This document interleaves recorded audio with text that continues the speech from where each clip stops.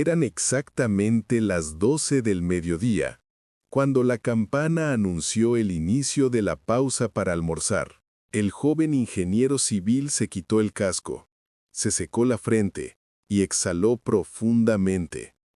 Apenas llevaba 3 días en el empleo y aún no sabía a dónde ir durante la pausa. Esa mañana, sin embargo, había reparado en un pequeño café a pocos pasos del lugar. Al recordarlo, decidió dirigirse allí, confiando en que una taza de café le devolvería algo de energía para afrontar la tarde. De camino, se cruzó con algunos compañeros que lo saludaron con un leve movimiento de cabeza, antes de encaminarse juntos a un restaurante cercano. Juan respondió con una sonrisa tímida, pero no se unió a ellos. Tímido por naturaleza, y aún sin amigos en la ciudad, sentía el peso de la soledad, aunque le gustaba estar solo, acompañado por sus reflexiones. El café resultó ser modesto y deliberadamente anticuado, con mesas de madera oscura desgastadas por el uso y paredes con tonos apagados. Pero el aroma del café recién preparado impregnaba cada rincón.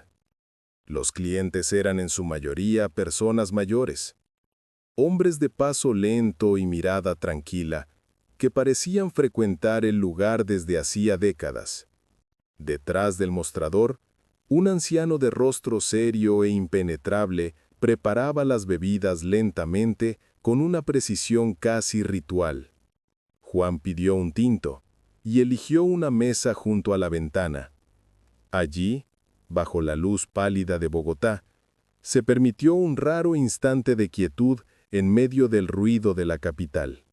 Recordó el aire limpio y fresco de la montaña, el río cristalino, los árboles, su familia, sus amigos de la infancia, la mirada de su prometida e incluso el pequeño café de su pueblo donde don Hernando le preparaba agua de panela.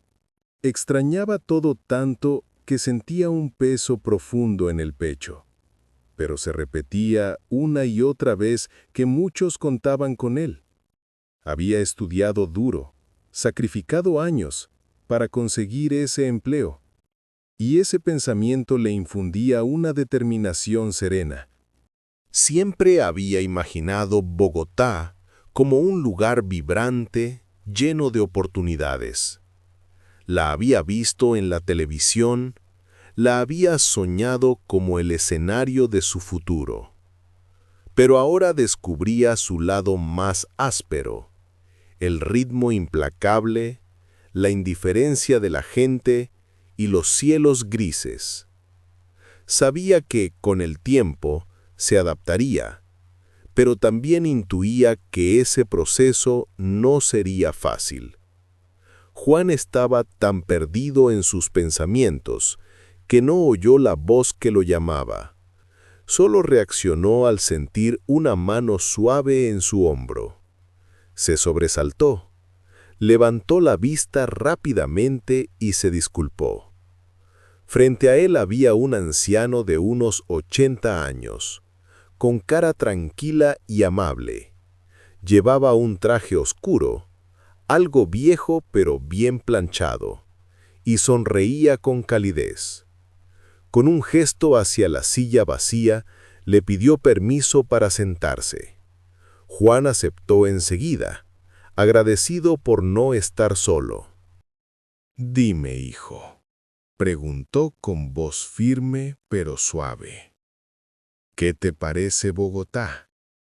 Juan quedó sorprendido por la franqueza directa de la pregunta y la facilidad con que el extraño había identificado su condición de recién llegado. «No es como me la imaginaba», admitió con sinceridad.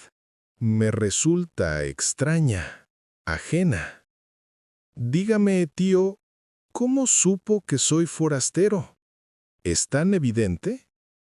El anciano sonrió y respondió: «Después de tantos años, uno aprende a leer las miradas, La ciudad tiene su propio lenguaje y tú aún no lo dominas. Pero no te preocupes, dicen que la mejor escuela es la vida misma. Juan no pudo evitar sonreír. A veces me pregunto si algún día llegaré realmente a sentirme en casa aquí o si siempre seré un extraño. El viejo removió su café con lentitud. Siempre lleva tiempo, respondió. Las ciudades no se entregan de inmediato. Ponen a prueba la paciencia, la resistencia y el corazón. Pero Bogotá, cuando decide aceptarte, te abraza con fuerza. No abre sus puertas con facilidad, pero una vez que lo hace, te trata como a uno de los suyos. Continuaron hablando durante unos minutos más, intercambiando frases sencillas pero significativas entre sorbos pausados. Juan le habló de su pueblo, de las montañas que lo vieron crecer, de la vida sencilla que había dejado atrás. El anciano, a su vez, le contó un recuerdo de su juventud. Cuando Juan miró el reloj, se levantó con rapidez.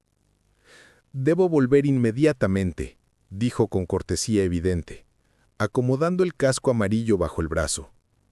«Muchas gracias por la compañía y las palabras, señor. Me han hecho mucho bien». El hombre le dedicó una sonrisa profunda, llena de significado. «Anda tranquilo, hijo.